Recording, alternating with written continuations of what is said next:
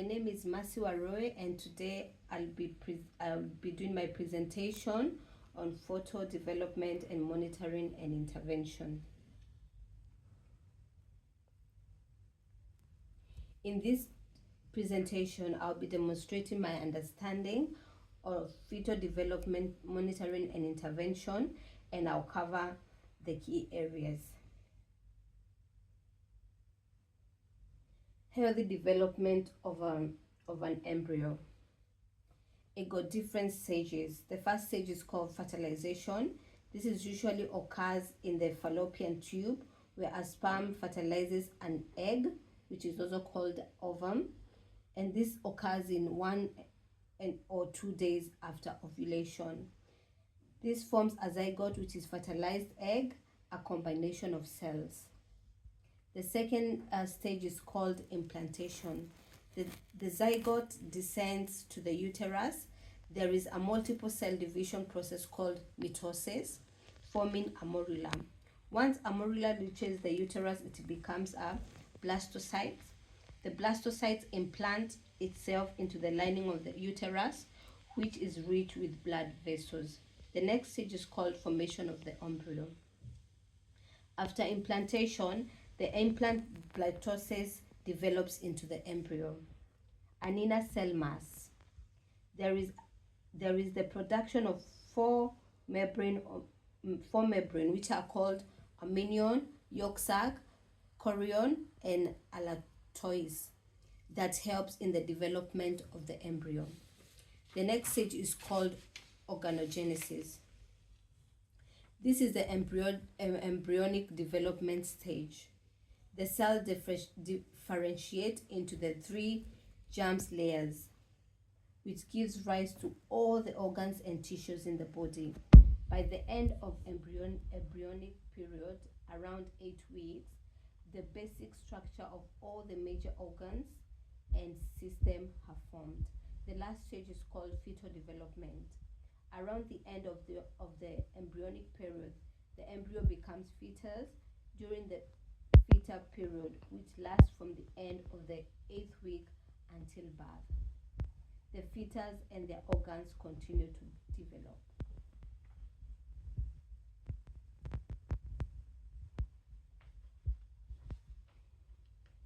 The key stages of fetal development.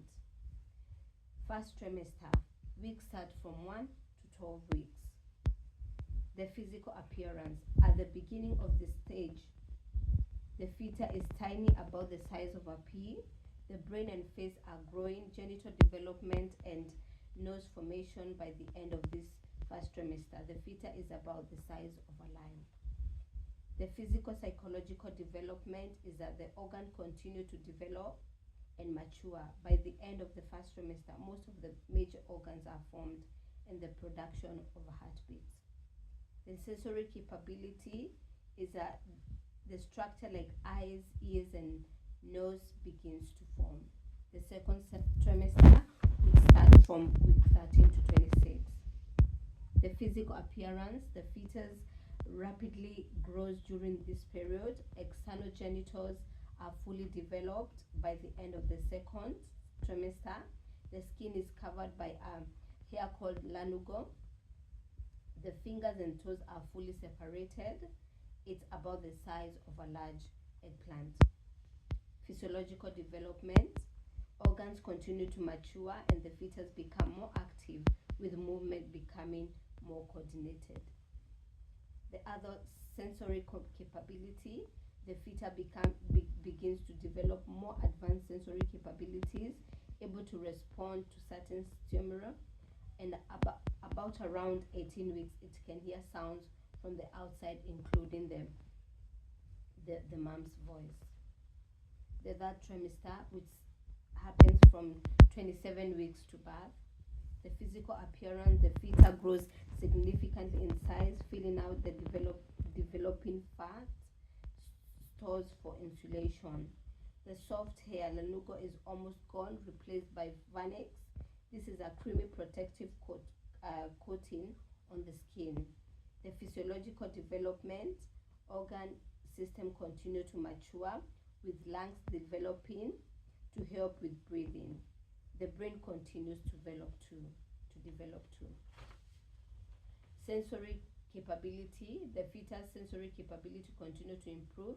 It can now recognize voices, lights, and touch, able to smell and taste. This is the last stage when the fetus has developed and is ready for birth. The fetal position changes where the head faces down into the pelvis, getting ready for birth through the birth canal. Throughout this process, the developing embryo and fetus are highly vulnerable to external influences. So maintaining a healthy lifestyle and receiving prenatal care are crucial for ensuring optimal development. The internal and external ultrasound imaging in monitoring the health of the fetus.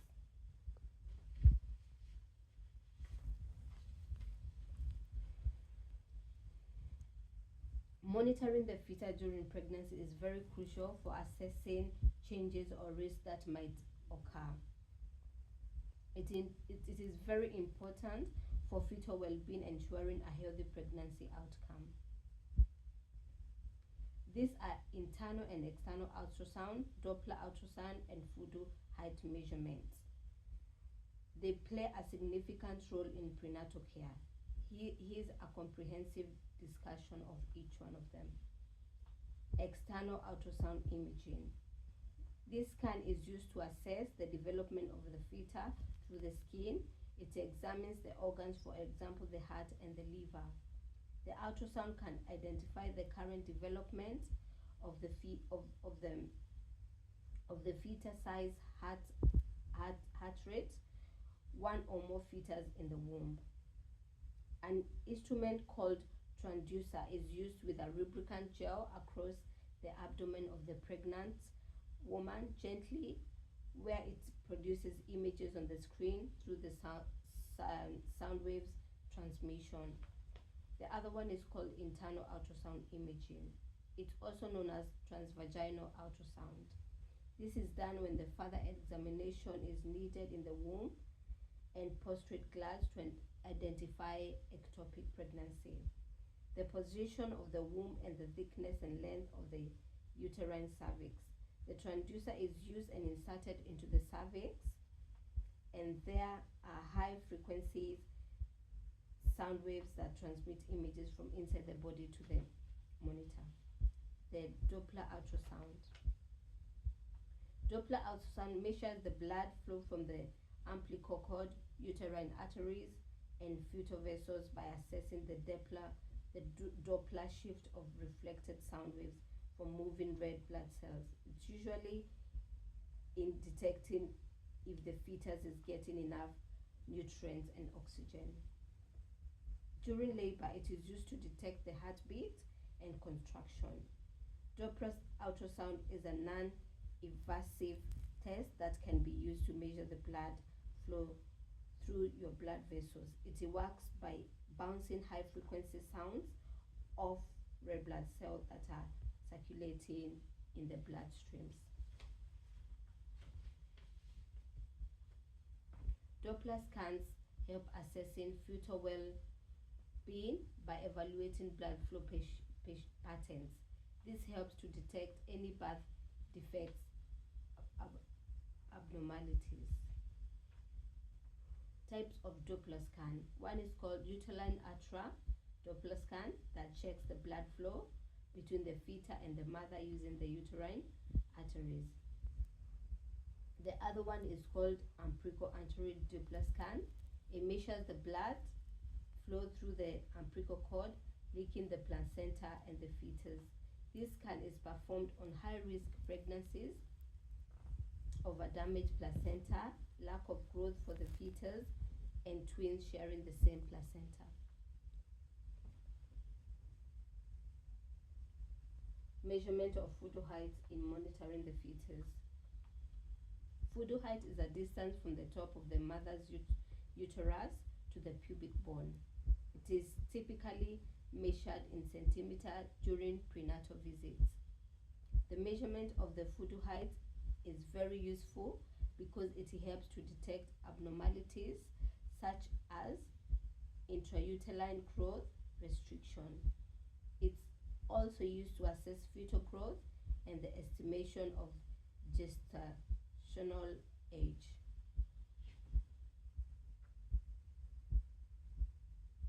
Next slide.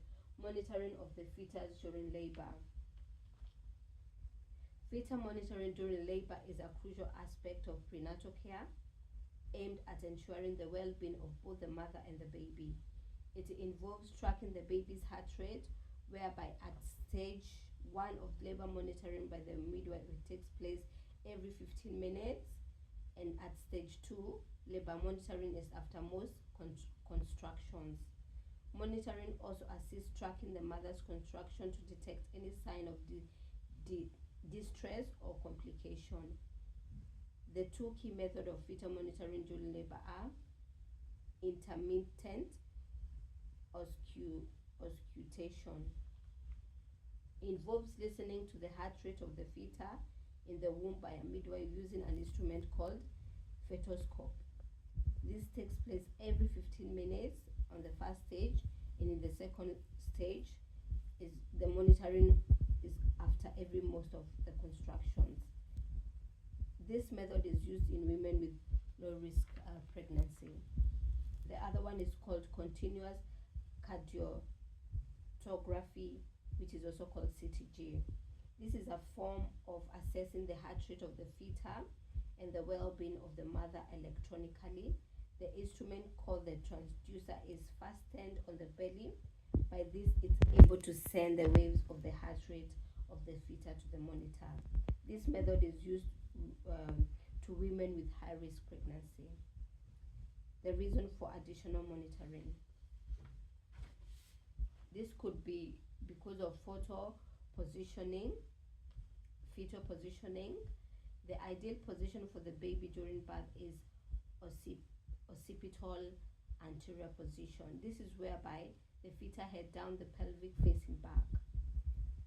This is serious risk when the fetus is facing the wrong position, and this requires additional monitoring.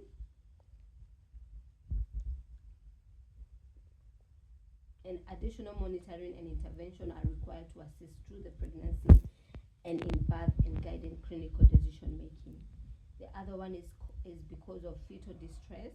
This occurs when the baby is not receiving enough oxygen through the placenta, abnormal heart rate, and distress fetal movements. Pre-existing health condition could be another cause. When a health condition is identified during pregnancy, additional monitoring is required for the well-being of the fetus and the mother and for a safer delivery. How monitoring may lead to intervention and changes to birthing plan during labor. The preterm labor, this occurs before 37 weeks of pregnancy. Changes to the infant birth plan may occur for the best outcome for both the mother and the baby. Emergency cesarean. This is an operation that occurs to take out the baby from the womb through the stomach. When a risk is identified, for example, fetal distress without any improvement, high blood pressure and heart rate even after the additional monitoring, it allows healthcare providers to intervene promptly and adjust the birthing plan as needed to ensure the best possible outcome for both the mother and the baby.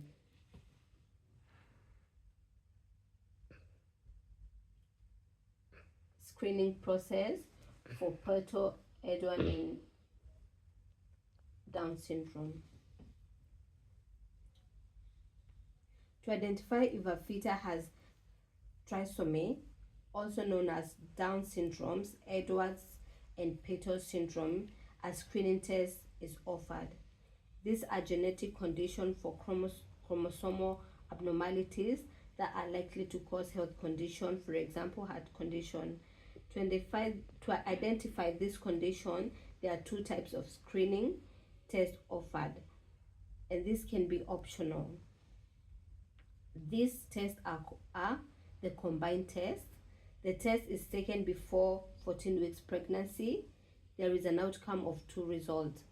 chances of the baby having Down syndromes, and chances of baby having Edward or Peters syndromes. The combined tests involve an ultrasound of the blood test. The ultrasound measures the thickness of the back of the fetus neck. The other test is called the quadruple test. Taken up at around 16 weeks of pregnancy, results only show chances of having a baby with Down syndromes. The blood test measures level of certain protein and hormones to assess the risk of chromosome and abnormality. The other one is called non-invasive prenatal testing. This is further screening tests that involve a simple blood test from the mother to assess the risk chromosome abnormality to show high or low chances.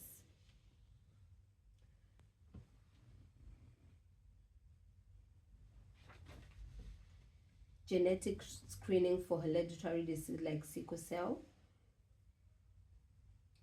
To help detect the sickle cell gene, screening is offered, which is optional, where a blood test from the pregnant mother before the 10 weeks gestation is taken.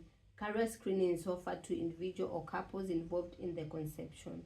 To help identify if the fetus has sickle cell disease, diagnostic test is offered. This is to provide expecting parent with information and options to ensure the best possible outcome of the mother and the baby.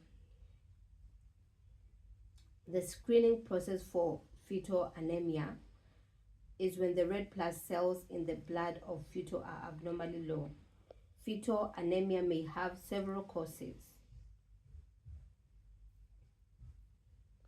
The screening process to be able to detect fetal anemia are Doppler ultrasound, maternal blood testing, and fetal blood sampling. Potential treatment for fetal anemia is fetal blood transfusion is a procedure known as intrauterine fetal transfusion, whereby a blood is transfused through the needle placed into the umbilical cord vein, guided by ultrasound. The risk factors for miscarriage. Miscarriage is a sudden loss of pregnancy in the womb where 20 weeks gestation, before 20 weeks gestation. The risk factors are age, medical condition, infection, lifestyle factors, structural abnormality, which could be the uterine abnormalities, can contribute to miscarriage.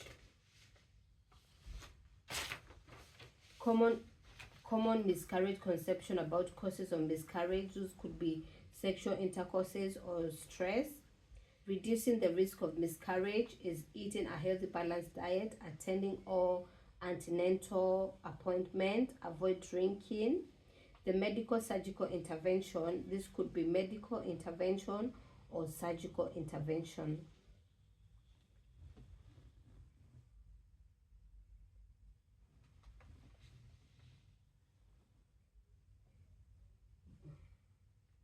Cases where termination may be considered necessary.